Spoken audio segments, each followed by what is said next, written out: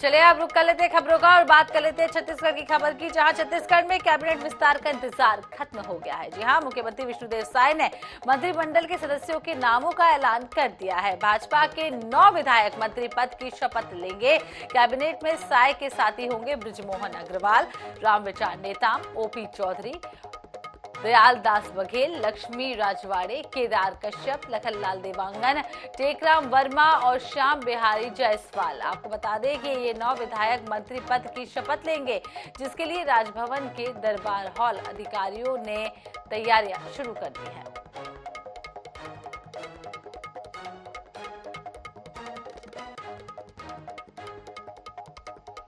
तो आपको बता दें 9 विधायक आज मंत्री पद की शपथ लेने वाले हैं और कल ही साय ने सभी 9 विधायकों के नामों का ऐलान किया था, जो आज मंत्री पद की शपथ लेंगे। ज्यादा इंतजार नहीं करना पड़ेगा। कल पौने 12 बजे गवर्नर हाउस में हमारे मंत्रिमंडल के नए सदस्य शपथ लेने वाले हैं। इसमें श्री बृजमोहन अग्रवाल, श्री रामविचार नेताम, श्री दयालदास बघेल, श्री केदार कश्यप, श्री लखनलाल देवांगन, श्री श्याम बिहारी जायसवाल, श्री ओपी चौधरी, श्रीमती लक्ष्मी राजवाड़े और श्री टंकराम वर्मा, ये 9 लोग कल गवर्नर हाउस में मंत्री का शपथ लेने वाले हैं। वो अभी 9 कल शपथ लेंगे।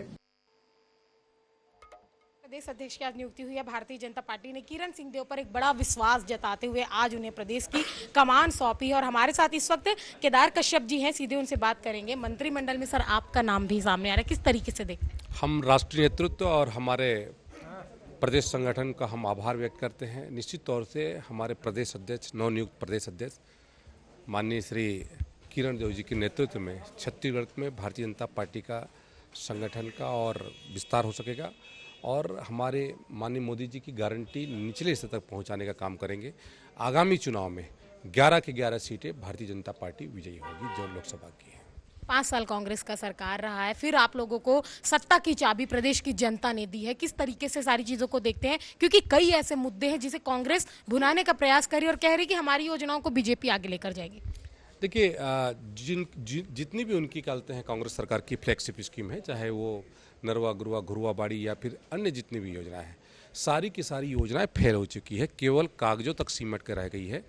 और भारतीय जनता पार्टी की सरकार है। भारतीय जनता पार्टी ने जो संकल्प लिया है, उस संकल्प के आधार पर हम जनता तक जाएंगे और उनको योजनाओं का लाभ देंगे, चाहे महतारी जतन योजना हो, चाहे लाडली योजना हो, चाहे हमारे तेंदुपत्ता का दर हो, चाहे धान का बोनस हो या धान का दर हो, इन सब बातों को लेकर के हम जनता तक जाएंगे और जनता को उसका लाभ, भरपूर लाभ देंगे। एक आखिरी सवाल सर, धर्मांतरण जैसे मुद्दे, बस्तर के कई ऐसे मुद्दे जो एक राजनीति में चर्चा का विषय रहे हैं, इन सारे मुद्दों को ठीक करने के लिए बीजेपी के क्या प्रयास रहे? देखिए, अवैध धर्मांतरण ये हमारा सामाजिक मामला है। सामाजिक स्तर पर हम निपटेंगे और ये कोई पार्टी का मामला नहीं है। यहाँ पर कांग्रेस हो, बीजेपी हो या बसपा हो, जो भी पार्टी है, वो इस अवैध धर्मांतरण के खिलाफ में खड़ा हो, साथ में आए और हमारे संस्कृति, हमारे आस्था के केंद्रों को बचाने में हमारी मदद करें। और कल जो ये 9 मंत्री हैं वह शपथ लेंगे। कैमरामैन अविनाश के साथ मोनिका दुबे, INS 24/7 रायपुर। छत्तीसगढ़ बीजेपी के नए अध्यक्ष किरण सिंह देव ने जिम्मेदारी मिलने पर कहा है कि संगठन ने मुझ पर जो भरोसा जताया है, उसके लिए मैं धन्यवाद देता हूं। किरण सिंह देव से बातचीत की हमारे संवाददाता मोनिका दुबे।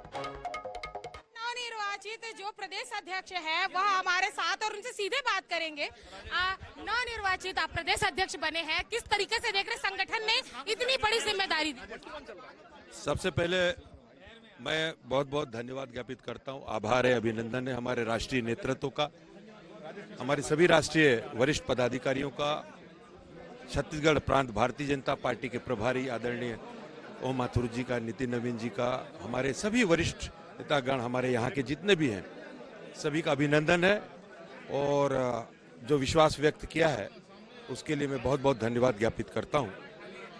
भारतीय जनता पार्टी के सभी वरिष्ठ जनों के साथ उनका मार्गदर्शन लेकर सभी के सहयोग से हमारे युवा साथियों का उत्साह, सरकार में हमारे जो सम्मानित जनप्रतिनिधिगण हैं, मुख्यमंत्री जी सहित सभी से, हमारे सांसदगण, जितने भी हमारे जनप्रतिनिधि, सभी के साथ मिलकर और भारतीय जनता पार्टी के कार्यक्रम को, योजनाओं को, चाहे वो केंद्र की कल्याणकारी योजनाएं हैं आदरणीय मोदी जी की, और चाहे अभी अभी जो हमारे मुख्यमंत्री जी ने हमारे किसान भाइयों के लिए, किसान परिवार के लिए, गरीब परिवार के लिए, 18 लाख परिवार के लिए जो आवास का जो उन्होंने निर्णय लिया है, निश्चित रूप से इसको कार्यकर्ताओं के माध्यम तक इसका लाभ कार्यकारिणी को लेकर के अपडेट रहेगा। होगा। जल्दी इस पर बात होगी, वरिष्ठों के साथ बैठ के दिल्ली में बैठक इस पर निर्णय करेंगे, बात करेंगे, आपको निश्चित रूप से जानकारी मिल जाएगी। तो प्रदेश अध्यक्ष हमारे साथ है और अब हमारे साथ केदार कश्यप जी हैं।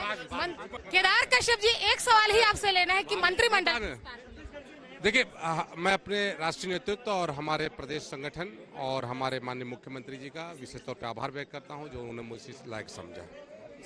तो आभार व्यक्त किया है इन्होंने, और साथ ही साथ हमारे साथ नवनिर्वाचित जो प्रदेश अध्यक्ष है वह हमारे साथ जुड़े हुए थे, और आगे जितनी भी जो चीजें होंगी उसे लेकर उन्होंने संगठन पर ही फैसला छोड़ा, संगठन का आभार व्यक्त किया है। उसी के साथ ही कल मंत्रिमंडल का विस्तार होना है, 9 मंत्री जो है वह शपथ लेंगे, और एक नई सूची जो है वह साय कैबिनेट की जारी हो चुकी है। कैमरामैन अविनाश के साथ मोनिका दुबे, INS 24/7 रायपुर।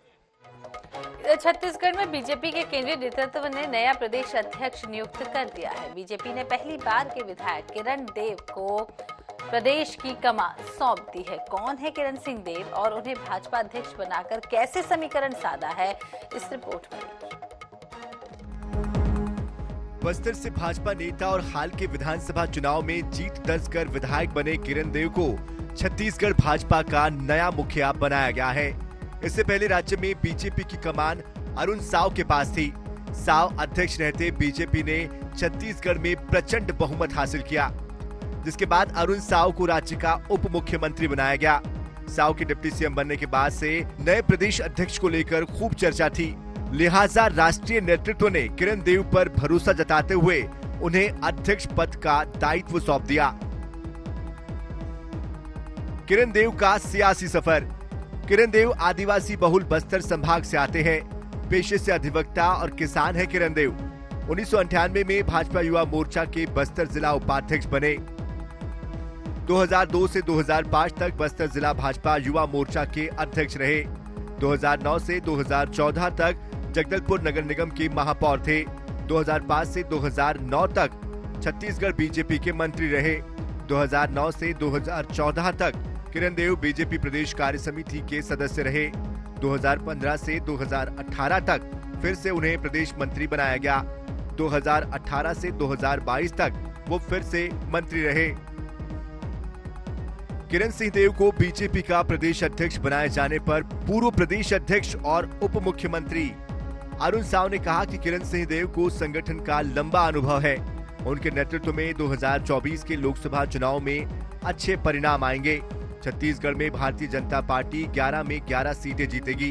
पूर्व मंत्री मूणत ने भी किरण देव को कमान सौंपे जाने पर खुशी जाहिर की है। पार्टी के राष्ट्रीय अध्यक्ष आदरणीय जगत प्रकाश नड्डा जी ने आज हमारे जगदलपुर के नवनिर्वाचित विधायक किरण देव जी को प्रदेश अध्यक्ष नियुक्त किया है। मैं किरण देव जी को बहुत बधाई और शुभकामनाएं देता हूं। किरण देव जी एक अनुभवी नेता है। प्रदेश महामंत्री जैसे अन्य संगठन के महत्वपूर्ण दायित्वों का निर्वहन वे कर चुके हैं। जगदलपुर के महापौर भी रहे हैं। तो निश्चित रूप से एक अनुभवी और ऊर्जावान नेता को पार्टी की प्रदेश की कमान केंद्रीय नेतृत्व ने सौंपी है। बहुत ही एक अच्छा सुलझा हुआ व्यक्ति, युवा मोर्चे से बस्तर में पार्टी के लिए कार्य करने वाला मेरा सहयोगी साथी रहा है। मेरे को बहुत खुशी हो रही है कि एक दूरस्थ वनांचल क्षेत्र से मुख्यमंत्री बनता है और दूसरे वनांचल क्षेत्र से प्रदेश का अध्यक्ष बनता है, और युवा है, युवा तरुणाई है, लगातार संगठन में काम कर रहा है। उसका अनुभव भी मिलेगा, उसका साथ भी मिलेगा, उसकी ऊर्जा संगठन को खड़ा करने में लगेगी, और 2024 का जो लक्ष्य लेकर के हम लोग चल रहे हैं उसमें कामयाबी उसके नेतृत्व में सफलता के साथ आगे बढ़ेगी। बीजेपी ने छत्तीसगढ़ के बड़े आदिवासी नेता विष्णुदेव साय को मुख्यमंत्री नियुक्त कर बड़ा दांव खेला था।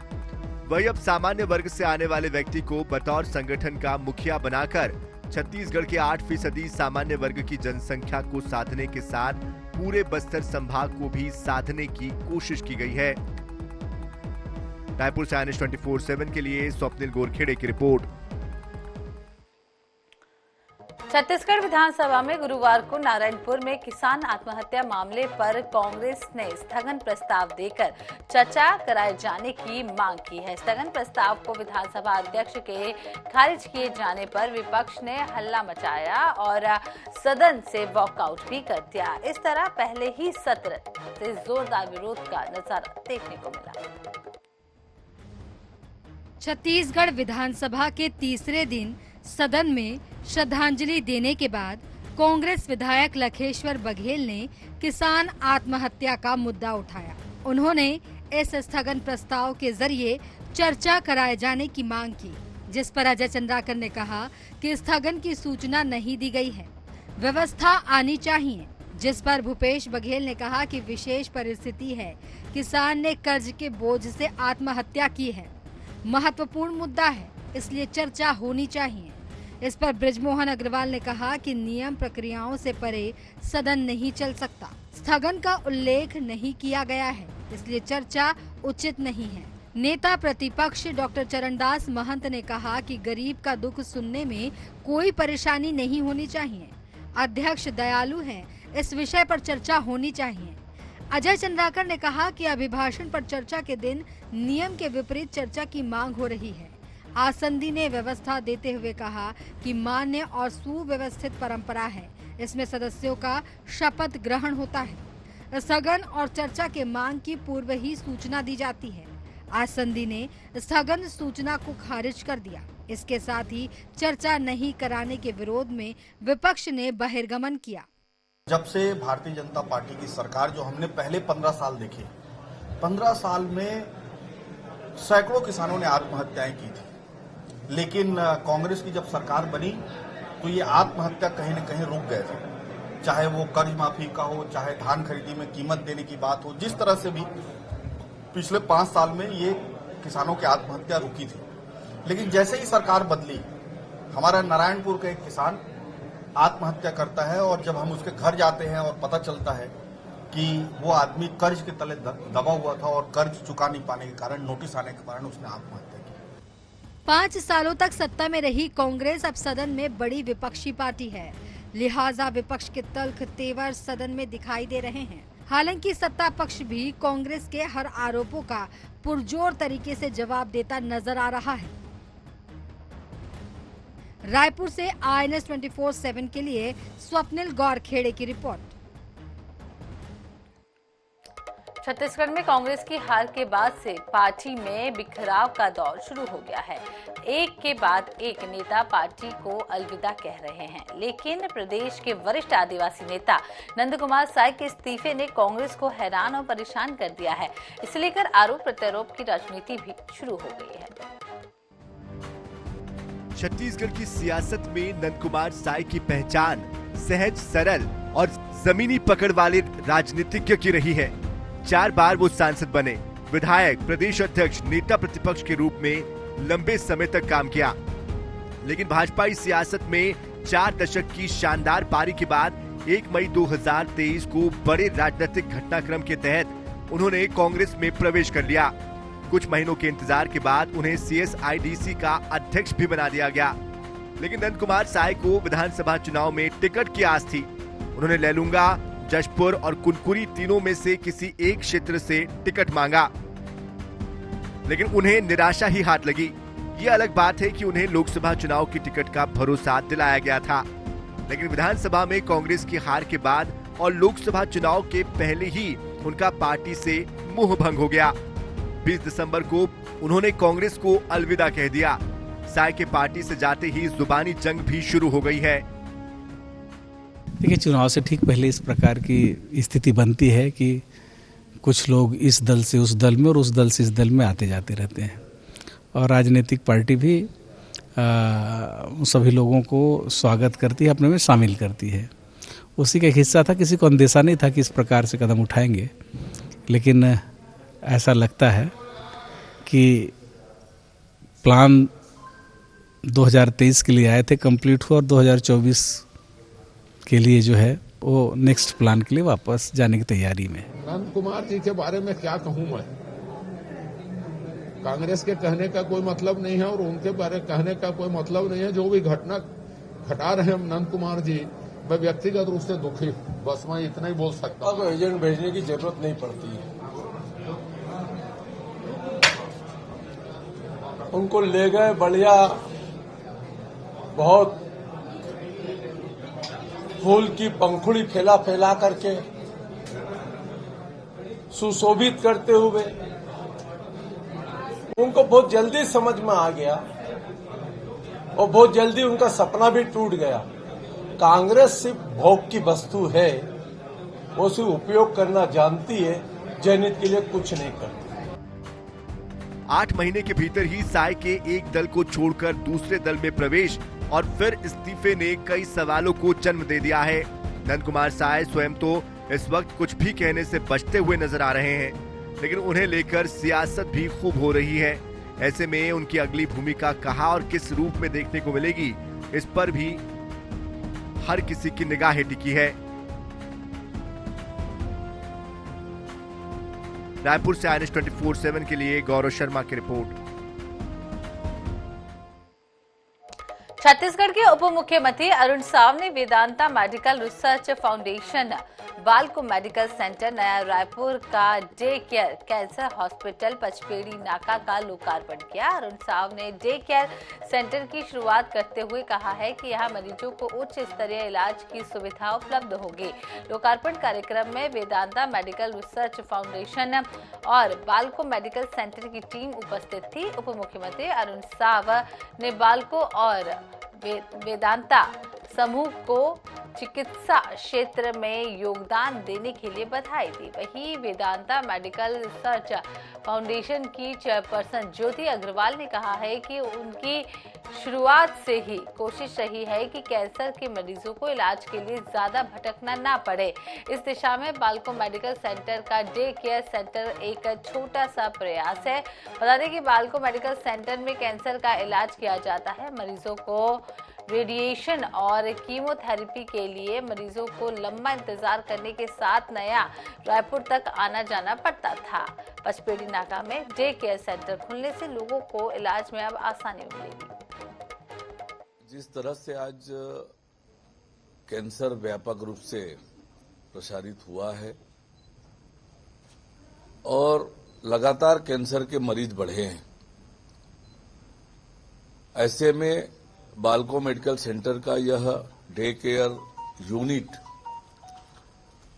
जिसका मैंने अवलोकन भी किया, विश्व स्तरीय सुविधा यहां पर उपलब्ध है और मरीज की आवश्यकताओं और सुविधाओं को ध्यान में रखकर बनाया गया है। तो निश्चित रूप से न केवल रायपुर, पूरे छत्तीसगढ़ को एक विश्व स्तरीय सुविधा यहां पर मिलेगी,